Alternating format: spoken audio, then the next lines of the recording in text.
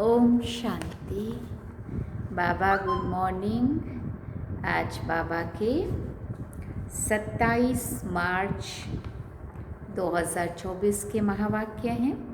बाबा ने सार में कहा, मीठे बच्चे, सत्य सुनाने वाला एक बाप है, इसलिए बाप से ही सुनो, मनुष्य से नहीं। एक बाप से सुनने वाला ही ज्ञानी है। बाबा ने प्रश्न पूछा, जो आत्माएं अपने देवी देवता घराने की होंगी, उनकी मुख्य निशानी क्या होगी? तो बाबा ने उत्तर में कहा, उन्हें ये ज्ञान बहुत अच्छा और मीठा लगेगा। वो मनुष्य मत को छोड़ ईश्वरीय मत पर चलने लग पड़ेंगे। बुद्धि में आएगा कि श्रीमत से ही हम श्रेष्ठ बनेंगे। अभी ये पुरुषोत्तम संगम युग चल रहा है, हमें ही उत्तम पुरुष बनना है। ओम शांति। मीठे मीठे रूहानी बच्चे, आत्म अभिमानी भव। देह का अभिमान छोड़ अपने को आत्मा समझो। ये भी जानते हो परमात्मा एक है। ब्रह्मा को परमात्मा नहीं कहा जाता है। ब्रह्मा के 84 जन्मों की कहानी को तुम जानते हो। उनका ये है अंतिम जन्म। मुझे आना भी इसमें ही होता है। जिसने पूरे 84 जन्म लिए हैं उनको ही बताता हूँ। तुम 84 जन्मों को नहीं जानते हो, मैं ही तुमको बताता हूँ। पहले पहले तुम ये देवी देवता थे, अब ये बनने के लिए पुरुषार्थ करना है। पुनर्जन्म तो पहले जन्म से ही शुरू होता है।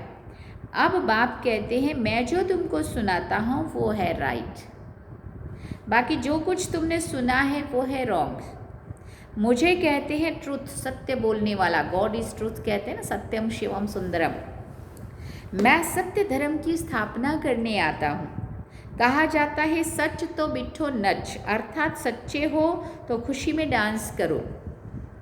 यह है ज्ञान डांस। वो लोग श्री कृष्ण को दिखाते हैं, मुरली बजाई, रास किया, वो है सचखंड के मालिक। लेकिन इनको बनाने वाला भी कौन? सचखंड की स्थापना करने वाला कौन? वो है सचखंड, और ये है झूठखंड। भारत सचखंड था जब इन लक्ष्मी नारायण का राज्य था। उस समय और कोई भी खंड नहीं था। मनुष्य ये नहीं जानते कि स्वर्ग कहाँ है। कोई मरते हैं तो कहते हैं स्वर्गवासी हुआ।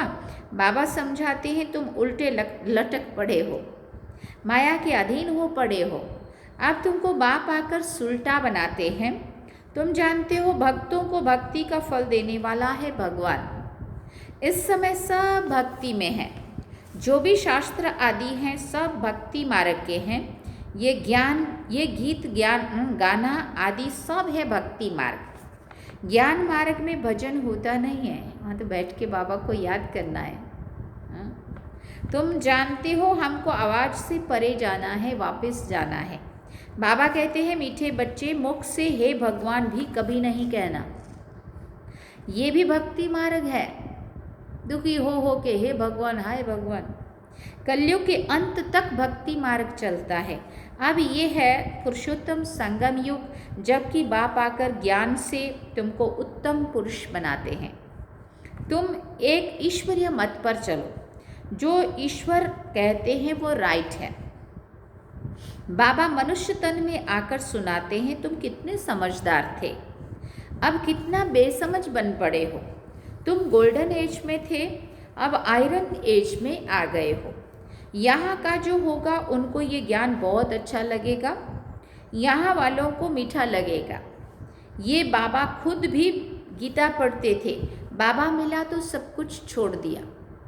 ये बाबा मना ब्रह्मा बाबा की बात सुना रहे हैं। ये भी सब कुछ पढ़ते थे, लेकिन जैसे ही जिसके लिए पढ़ रहे थे वही मिल गया तो सब कुछ छूट गया। गुरु भी बहुत किए। बाबा ने कहा ये सब भक्ति मार्ग के गुरु हैं। ज्ञान मार्ग का गुरु तो मैं एक ही हूँ।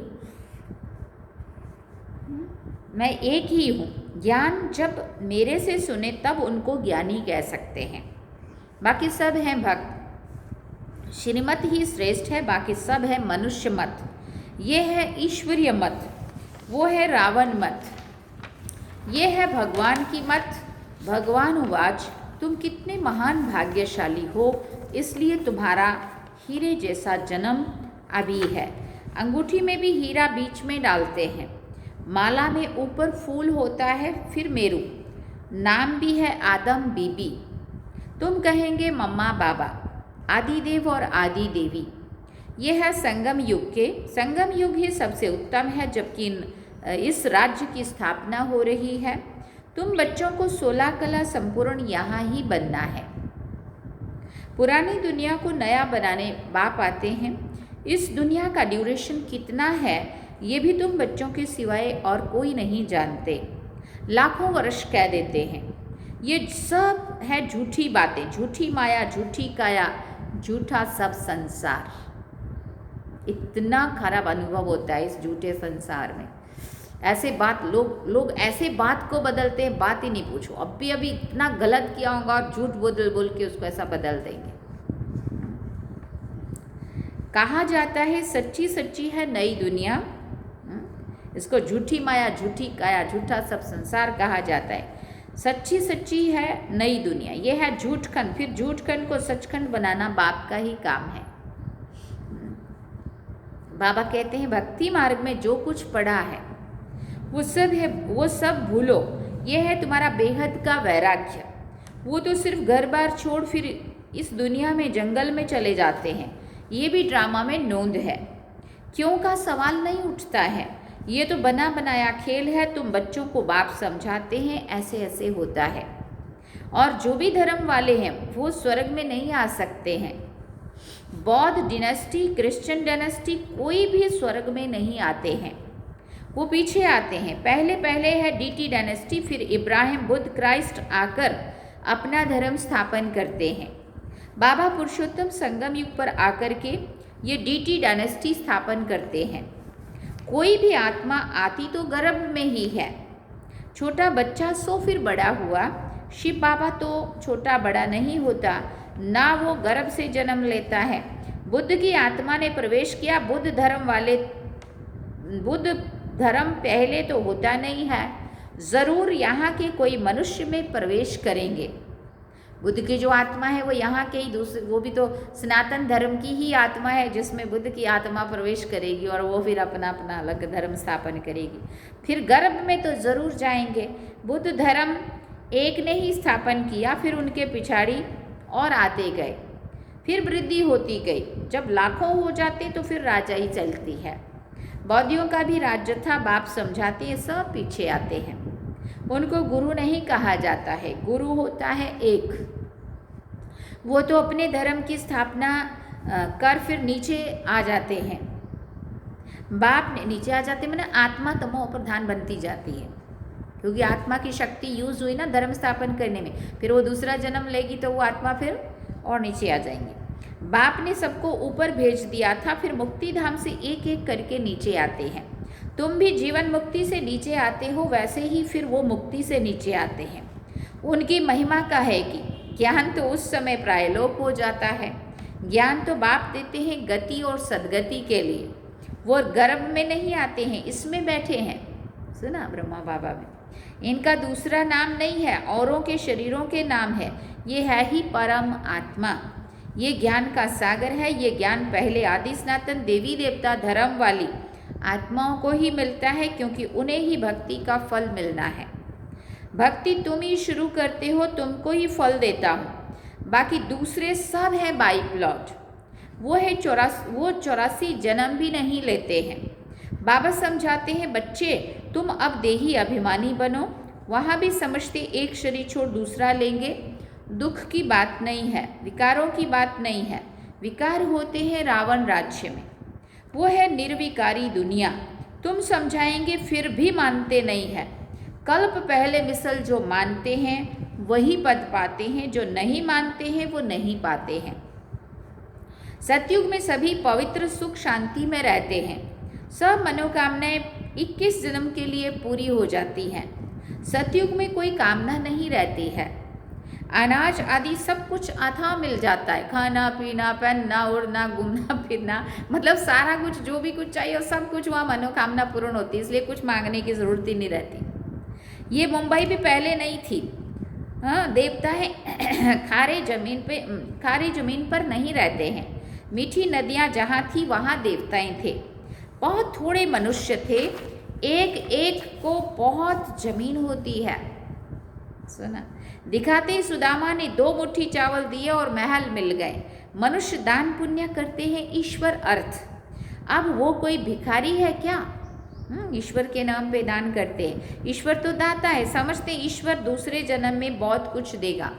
उसके नाम से अगर हम गरीबों को किसी को दान पुण्य करेंगे तो फिर वो हमें उसका रिटर्न दूसरे जन्म में बहुत कुछ देगा। तुम 2 मुट्ठी देते हो, नई दुनिया में बहुत कुछ लेते हो। तुम खर्चा करके सेंटर आदि बनाते हो, सबको शिक्षा मिले। अपना धन खर्च करते हो, फिर राजाई भी तुम ही लेते हो। अपना ही तन मन धन लगाते हैं, फिर अपने ही लिए ही राजाई स्थापन करते हैं। बाप कहते मैं ही तुमको अपना परिचय देता हूँ, मेरा परिचय कोई को है नहीं। ना मैं किसी तन में आता हूँ, मैं आता ही एक बार हूँ। जब पतित दुनिया को चेंज करना है, मैं हूँ ही पतित पावन। मेरा पार्ट ही संगम युग पर है, सो भी एक्यूरेट समय पर आता हूँ। तुमको ये थोड़ी पता पड़ता है कि शिव बाबा इनमें कब प्रवेश करते हैं। श्री कृष्ण की तिथि, तारीख, मिनट, घड़ियाँ लिखते हैं। इनका कोई मिनट आदि भी नहीं निकाल सकते। ये ब्रह्मा भी नहीं जानते थे। जब नॉलेज सुनाई तब मालूम पड़ा कशिश होती है। इनमें तो कट चढ़ी हुई थी। जब परमपिता परमात्मा ने प्रवेश किया तो तुमको कशिश हुई और तुम भागे।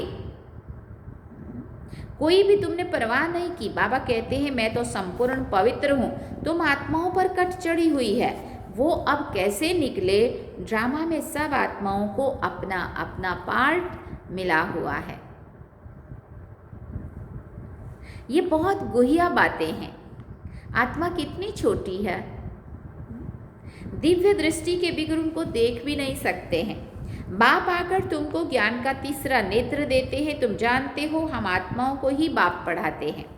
भक्ति मार्ग में तो ज्ञान है आटे में नमक, जैसे भगवान उवाच अक्षर राइट है, फिर श्री कृष्ण कहने से रॉन्ग हो जाता है। मन मना भव अक्षर ठीक है, परंतु अर्थ नहीं समझते हैं। मामेकम अक्षर राइट है। ये है गीता का युग। भगवान इसको लीप युग भी कहते हैं। भगवान इस समय ही इस रथ में ही आते हैं। उन्होंने दिखाया है घोड़ा गाड़ी, उसमें श्री कृष्ण बैठा है। अब कहाँ भगवान का ये रथ, कहाँ घोड़ा गाड़ी, कुछ भी समझते नहीं है। ये बेहद की बाप का घर है। बाप सब आत्माओं को 21 जन्मों के लिए हेल्थ, वेल्थ और हैप्पीनेस देते हैं। ये भी अनादि अविनाशी बना बनाया ड्रामा है। कब शुरू हुआ कह नहीं सकते हैं, चक्र फिरता रहता है। इस संगम का तो किसी को भी मालूम नहीं है। बाप बतलाते हैं ये ड्रामा 5000 वर्ष का है। आधा में सूर्यवंशी चंद्रवंशी, आधा में अर्थात 2500 वर्ष में बाकी और सब धर्म। तुम जानते हो सतयुग में है वाइसलेस वर्ड। तुम भी अभी योग बल से विश्व की राजाई लेते हो। क्रिश्चियन लोग तो खुद कहते हैं हमको कोई प्रेरित कर रहा है। उनको ऐसा अनुभव होता है कोई प्रेरित कर रहा है। जो हम विनाश के लिए ये सब कुछ बनाते हैं। कहते हैं हम ऐसे बॉम्ब्स बनाते हैं जो एक दुनिया तो क्या 10 दुनिया ख़त्म कर सकते। इतना मटेरियल बना पड़ा है। अब एक दुनिया नहीं 10 बार इस दुनिया का नाश हो सकता है, इतना मटेरियल बना है। आप सोचो कितना टाइम, मनी, एनर्जी और कितना दिमाग इसमें लगा है इनका, है ना, और दुनिया को नाश करने में। लेकिन वो खुद कहते हैं कि हमें ऐसा लगता है कि कोई हमें प्रेरित कर रहा है। तो बाबा ने कहा, कहते हैं हम ऐसे बॉम्ब्स बनाते हैं जो एक दुनिया तो क्या 10 दुनिया ख़त्म कर सकते हैं। बाबा कहते हैं मैं हेवन स्थापन करने आया हूँ, बाकी विनाश तो ये लोग करेंगे, है ना, ये इनका काम करेंगे, मैं मेरा काम कर रहा हूँ। अच्छा, मीठे मीठे सिकिल दे बच्चों प्रति माता पिता बाप दादा का याद प्यार और गुड मॉर्निंग। रूहानी बाप की रूहानी बच्चों को नमस्ते। हम रूहानी बच्चों की रूहानी माता पिता बाप दादा को दिल व जान सिकवा प्रेम से याद प्यार, गुड मॉर्निंग, नमस्ते, थैंक यू बाबा, शुक्रिया बाबा। धारणा के लिए मुख्य सार है। पहला पॉइंट, बेहद का वैरागी बन। जो कुछ अब तक भक्ति में पढ़ा व सुना है वो सब भूलना है। एक बाप से सुनकर उनकी श्रीमत पर से स्वयं को श्रेष्ठ बनाना है। दूसरी बात, जैसे बाप संपूर्ण पवित्र है, उस पर कोई जंक नहीं है, ऐसे पवित्र बनना है। ड्रामा के हर पार्टधारी का एक्यूरेट पार्ट है। इस गुह्य रहस्य को भी समझकर चलना है। वरदान में बाबा ने कहा, बाप और वरदाता इस डबल संबंध से डबल प्राप्ति करने वाले सदा शक्तिशाली आत्मा भव। बाप और वरदाता इस डबल संबंध से डबल प्राप्ति करने वाले सदा शक्तिशाली आत्मा भव। सर्व शक्तियाँ बाप का वर्षा और वरदाता का वरदान है। बाप और वरदाता इस डबल संबंध से हर एक बच्चे को ये श्रेष्ठ प्राप्ति जन्म से ही होती है। जन्म से ही बाप बालक 100 सर्व शक्तियों का मालिक बना देता है। सदा साथ साथ वरदाता के नाते से जन्म होते ही मास्टर सर्वशक्तिवान बनाए सर्व शक्ति भव का वरदान दे देता है। तो एक द्वारा ये डबल अधिकार मिलने से सदा शक्तिशाली बन जाते हो। स्लोगन में बाबा ने कहा, देह और देह के साथ पुराने स्वभाव, संस्कार व कमजोरियों से न्यारा होना ही विदेही बनना है। देह और देह के साथ पुराने स्वभाव, संस्कार व कमजोरियों से न्यारा होना ही विदेही बनना है। अच्छा, ओम शांति। तो आज तो आप सभी जानते हैं, आज जानकी दादी का दिन है 27 मार्च, इसलिए आज का दादी का पुण्यतिथि और उस पर हमने बाबा के महावाक्य सुने। अब थोड़ा दादी जी के लिए भी है, वो हम सुनते हैं। दादी की बहुत सारी विशेषताएं थी। दादी जैसा एक्टिव, दादी जैसा एक्यूरेट, दादी जैसा अथक, दादी जैसा एक टीचर का रूप स्ट्रिक्टली पढ़ाना, बनाना, अमृत वेला डायमंड हॉल की स्टेज पर आकर के योग कराना, और बहुत सारी दादी की ऐसी विशेषताएं थी जो पल पल याद तो आती हैं, लेकिन इसमें भी कुछ आई है, वो हम सुनते हैं। हम सब की अति स्नेही बाप दादा के दिल पर राज करने वाली, अपने जीवन व कर्तव्यों द्वारा गुणदान करने वाली, सदा विदेही स्थिति में रहे ट्रस्टी बन ज्ञान रक्षक बनने और बनाने वाली दादी जानकी जी का आज पुण्य स्मृति दिवस है। वो 27 मार्च 2020 को अव्यक्त वतनवासी बनी। उनके द्वारा मिली हुई अनमोल शिक्षाएं सदा हम सबके कानों में गूंजती रहती हैं। तो क्या क्या है वो हम सुनते हैं। 10-11 शिक्षाएं यहाँ पे दादी की दी हुई है, तो हम पक्की करेंगे, सुनेंगे और धारण करेंगे। दादी बाप समान थी और हमें भी उनको फॉलो करना है। पहली शिक्षा, अपने ऊपर आशीर्वाद करनी है तो सूक्ष्म अभिमान को परख कर उसे जल्दी से खत्म कर दो। दूसरी बात, अपनी अवस्था को ऐसा अचल अडोल बना लो तो समय संकल्प जरा भी व्यर्थ ना जाए। तीसरी बात, दुनिया के दुख दर्द दूर करने के लिए इनोसेंट और मीठे बनो, माँ समान पालना दो। चौथी बात, अधिक सोचने, बोलने और चिंता करने से शक्ति खर्च होती है। साइलेंस में रहो तो शक्ति जमा हो। पांचवी बात, पर चिंतन व नफरत की निगाह को खत्म कर स्वचिंतन और प्रभु चिंतन करो। छठी बात, खुश नसीब व ब्लिसफुल रहना है तो बाबा की ब्लेसिंग लेते चलो। सातवीं बात, किसी की गलती चित्त पर ना हो, चित्त साफ हो तो चैन से रहेंगे, और चित्त में अगर कुछ भी भरा हुआ रहेगा तो चैन से नहीं रह पाएंगे। आठवीं बात, तपस्वी बनने के लिए त्यागी बनो, जरा भी इच्छा व आसक्ति ना हो। 9th पॉइंट, अपनी स्थिति ऊंची बनानी है तो याद में रहने का गुप्त अभ्यास करते रहो, साधारण बोलने व सुनने की आदत ना हो। 10वीं बात, अपनी सतोगुणी दृष्टि वृत्ति द्वारा आपस में सतोगुणी व्यवहार से अपनी संपूर्णता को समीप लाओ। और 11वां पॉइंट है अंतर्मुखी बन जाओ तो आठों ही शक्तियाँ सखी के रूप में साथी और सहयोगी बन जाएंगी, बड़े फायदे होंगे। अच्छा, ओम शांति। तो ये थे मीठी प्यारी दादी का और बाबा के महावाक्य जो हम सभी ने सुने, और आज हम दादी को भोग भी लगाएंगे और सभी मिलकर के दादी को श्रद्धा सुमन अर्पित करेंगे। मुरली तो हम एडवांस में रिकॉर्ड करते हैं इसलिए पहले कर रही हूँ, तो आने वाले कल या परसों, दादी का परसों है, हाँ मैं 2 दिन पहले कर रही हूँ क्योंकि बाहर जाना होता है ना, इसलिए तो पहले से स्टॉक रखना पड़ता है ना, तब हम बेच सकते हैं। इसलिए आज होली का दिन, यहाँ पे दुलहटी का दिन मनाया है, इसलिए आप ये भी देख रहे हो।